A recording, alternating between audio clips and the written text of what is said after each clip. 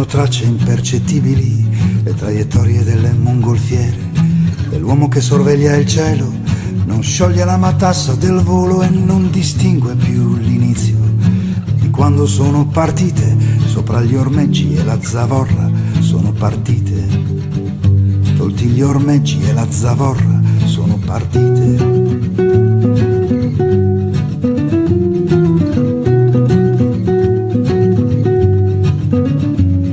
Guardarle sono quasi immobili, lune piene contro il cielo chiaro, e l'uomo che le sorveglia adesso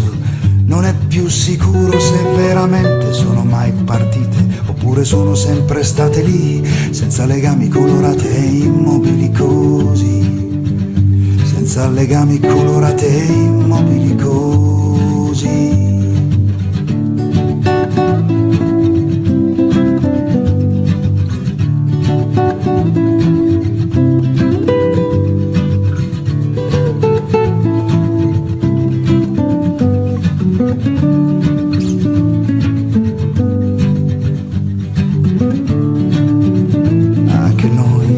Anche noi, con gli occhi controvento al cielo, abbiamo cercato e perso le tracce del loro volo dentro le nuvole del pomeriggio, nei pomeriggi delle città, ma chissà dove è incominciato tutto, chissà,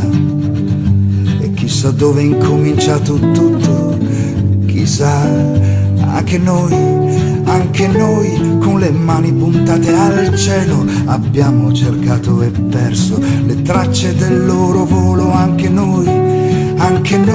nelle nuvole del pomeriggio, nei pomeriggi delle città,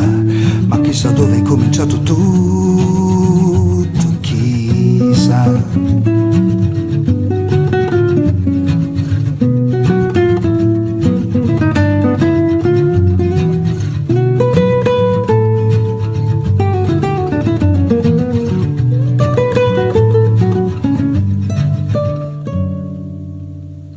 Lasciano tracce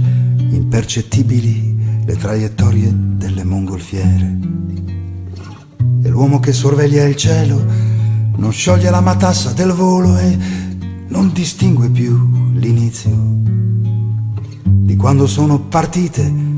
sopra gli ormeggi e la zavorra sono partite, sopra gli indugi e la zavorra sono partite.